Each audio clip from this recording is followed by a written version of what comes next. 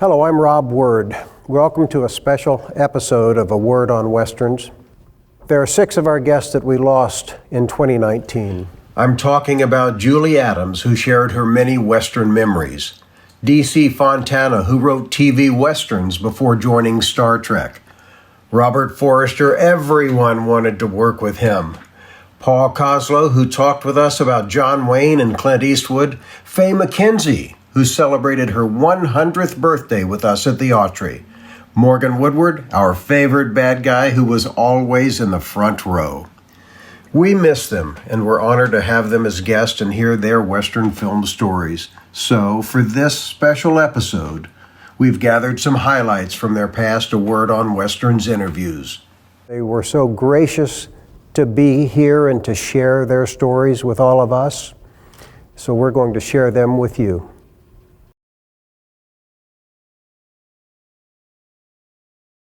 We're here to talk about Westerns because we really enjoy those the most.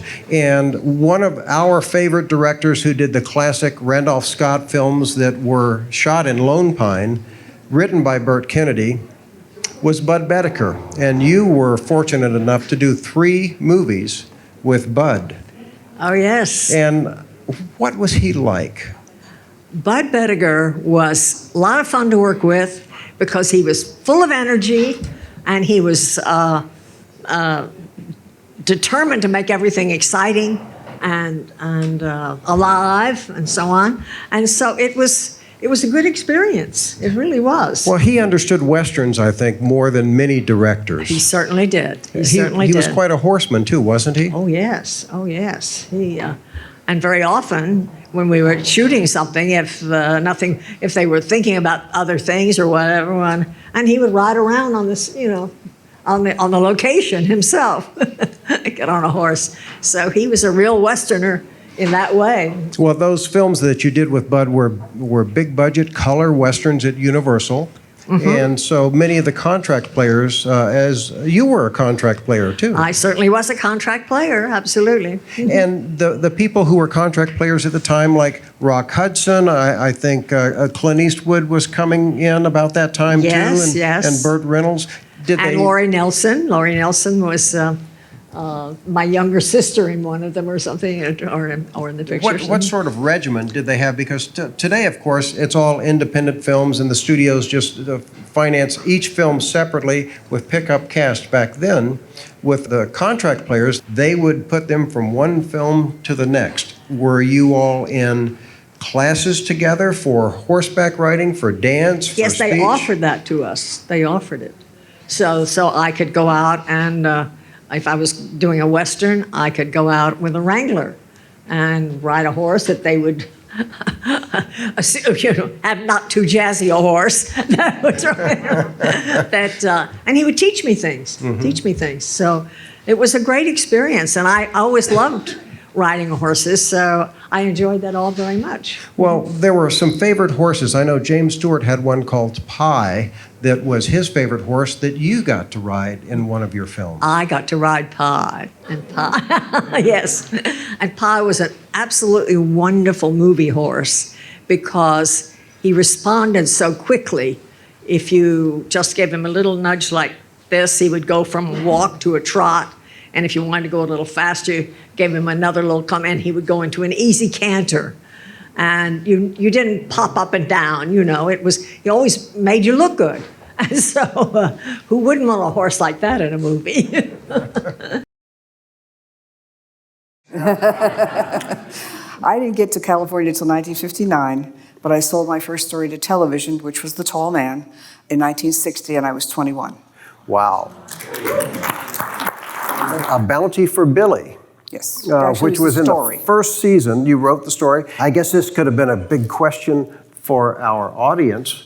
Who was the guest star in that episode of A Bounty for Billy on the Tall Man that Dorothy wrote the story for? I'll let her tell us. Leonard Nimoy. Yeah. and I went down to the set to chat with him, and he was very kind to a newbie, and I had known him since 1960 then. That's great. What a a strange turn of events that It was. works. You wrote several Tall Men episodes. 4. I did 2 stories, and then I said to my boss, Sam Peoples, who was the producer, and I was the production secretary, I've sold 2 stories, I want to do a script. And he said, you come in with a good story, you can do the script. And that's what happened. And I did 2 scripts then for Tall Man, so it was 4 altogether. Did you go on set often then? I could, because I was production secretary on the show, and the set was fairly nearby. It was so I could all walk on down. Universal, wasn't it? Review at the time, I think? Yes, it was Review. One of our favorites is Clu Gulager. Yes. He's just so talented. Yes, he is. And stole every scene he was in, too. I know today a showrunner has a room filled with writers and they break stories, and I don't think it was like that back then. It was not. You usually had an executive producer, the producer who might have been also the creator of the show, you had a story editor or an associate producer, and that was pretty much it. And you had freelance writers come in from outside. If they knew the show and did it well, you called them back. And honestly, I'm involved with a couple of possible TV series. If I was running it, I'd do it exactly like that. Because in my experience in all these years, the person who comes in the door and says, hey, how about doing this story, is the one you never thought of because you're so close to the material. How did you break a story back then? How did you pitch it to Sam? I just came up with it on my own and went in and talked to him. Most writers did that. Occasionally we'd give a story to a writer we knew could write it, but mostly people just came in and pitched their ideas. The next film you made was a great Western that Robert Mulligan directed with Gregory Peck and Eva Marie Saint, The Stalking Moon, where you played another Indian. Yes, I did. Though I did a good deal of the writing, and by then I, took my theory of being part of the horse and, pretended. I've gotten as far as a guy could ever get with fakery in my life. And you had a wonderful scene with a little Indian child in that movie. Yes, I did. Yes. This kid was, his name was Noland Clay. He was the 10th child in the family, and by the time they had him, there was no more land to give him, and his name therefore was Noland Clay. Noland Clay. And if you ever see the picture, he's got a beautiful face, this kid, and he was Eva Marie Saint's son in this by the dangerous figure of El Savage, who was chasing Gregory Peck and Eva Marie Saint and his son and me by the time it was over with. And so we have now gotten to a peaceful moment in the movie. We're 2/3 of the way in before the big action starts again. And I am looking for somebody to play cards with. I play a half-breed scout, an Indian scout, and Army scout. And he is, Gregory Peck is a full scout for the Army. And he and Eva Marie are peacefully waiting for something to happen. And we're at a little corral where I am looking for somebody to play cards with me. We know that from the beginning of the movie. And the old guy, whose name I don't remember now, I asked him, you want to play poker, old man? He said, he doesn't even give me the benefit of a remark. He turns his back on me and walks. The little kid's sitting there. I say, hey, kid, you want to play poker? He looks up. He doesn't say anything. This is one of the great lessons as an actor that I had. We rehearsed the scene before the sun had gone up high enough, and we went back to our trailers, and during the rehearsal I realized that the little kid was very scared. Now, this was only my second movie, and I was also very scared. When we started the scene, I had to nurse every line out of the kid. But what I had learned in the dressing room, or thought to myself, even if the other guy doesn't know his words or can't come up with them on time, or you got to make a scene out of it. It doesn't matter what's on the page, you got to make a scene out of it. And so the scene follows the script, and then I'm teaching him one. I say, what is this? I show him an ace. He says, one, come on, one, ace. He finally says ace. I said, deuce, three. The mother goes by. She thinks I'm teaching him something. Finally, I say, four. Come on, four. He said four. Good boy. I take out a cigar. I've been smoking cigars in the picture. I realize this is the moment for doing so. I pull out a second cigar. I stick it in the kid's mouth, and the scene ends on two guys looking at each other with cigars in their mouth. I got Banyan because this producer of it said, you know, that was such a charming thing you did at the end. And I said to myself, see, that's what happens when you try to make a scene out of whatever is on the page. Excellent. Yes. When you first met Duke, what was it like?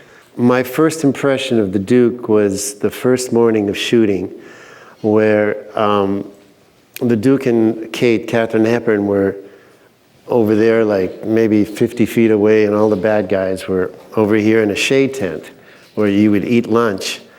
And the director and Hal Wallace and Katharine Hepburn and the Duke and their entourage came over. They wanted to introduce Duke and Katharine to all the bad guys. And so it came my turn to meet him. And he said, "What part you playing, kid?"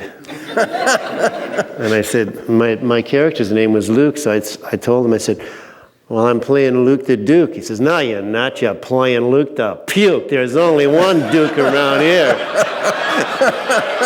I said, "It's a joke. It was a joke." And yeah, that was my first impression.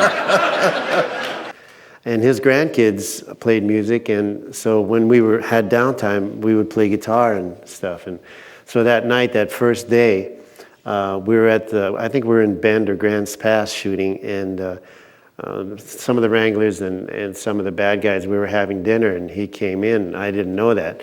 And all of a sudden, I feel this slap on my back. I still have the fingerprints right here. And he looks down and said, "Anybody my grandkids like can't be all bad." Like this. And he just kept on walking. And I go, "Oh my goodness." We have one of Gene's leading ladies, Fay McKenzie. Fay, welcome. Thank you. Thank you. Thank you. Now, Gene was a big, big moneymaker, and you starred. Yes, I should say. You got to sing duets with Gene? Yes. And what was he like? Oh, he was a darling, nice man. Really enjoyed working with him. He was great. Yeah, we had wonderful times on those films. I loved doing them. They were wonderful. Down Mexico Way in 1941. Oh, yes. I guess my favorite, I think. I liked them all. You played a wealthy senorita. Gene went down Mexico Way. That's right. And sang a song about it, too. And you duetted with Gene on the title track. Absolutely, yeah. Did those Republic films, the ones that you were in with Gene, seem to have a larger budget than the others? They did, yeah, they did. Well, Gene, at that time, was the biggest moneymaker in the business. I'm going home to make a moving picture. I'm sort of in the picture business myself. He really was. I mean, his films made more money. So I was so thrilled and honored when I had the casting to do several of his films. And I probably would have done more, but it was wartime, and I went doing a lot of shows for fellows at that time. In one of the films, Sierra Sue, I think, Smiley wanted you to be his girlfriend. That's right, yeah. Smiley was a darling. We had great fun making those films. They were wonderful. Sometimes you worked late, but it was all joy. Loved every minute of it. Well, Republic was known for their B-westerns and serials, and I'm sure working long days. I loved every minute. Can't complain. It was great. They called him Papa Yates, head of the studio. He was based in New York, but he'd come out and always see me and see if I was happy about everything. And it was a wonderful time. But there was a little thing called World War II going on at the time. And so I decided that the least thing that I could do, I wanted to do my part for the war effort. And so I did a lot of touring, and I went overseas and everything to entertain the troops, and I'm so grateful to do it.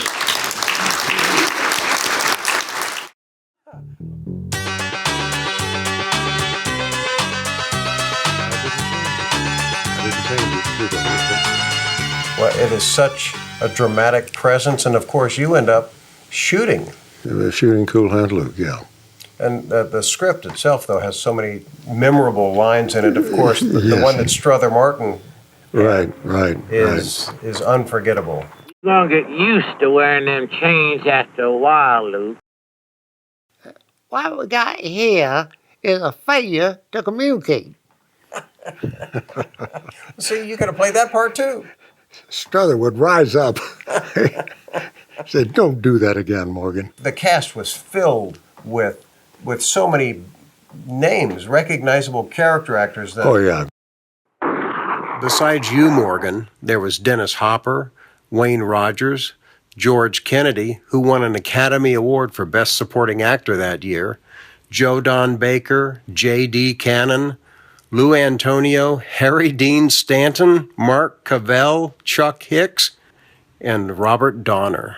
But Strother, that really made him almost a superstar. Yeah. He hosted Saturday Night Live after that. I didn't know that. Yes, he did. Oh, that's And great. they did a satire. I'm glad to know that. I didn't know that he had done Saturday Night Live. Of course, Strother Martin worked with one of your fraternity brothers, L.Q. Jones, and they were almost a comedy team. Oh, yeah. Well, L.Q. and I were almost a comedy team on Wagon Train.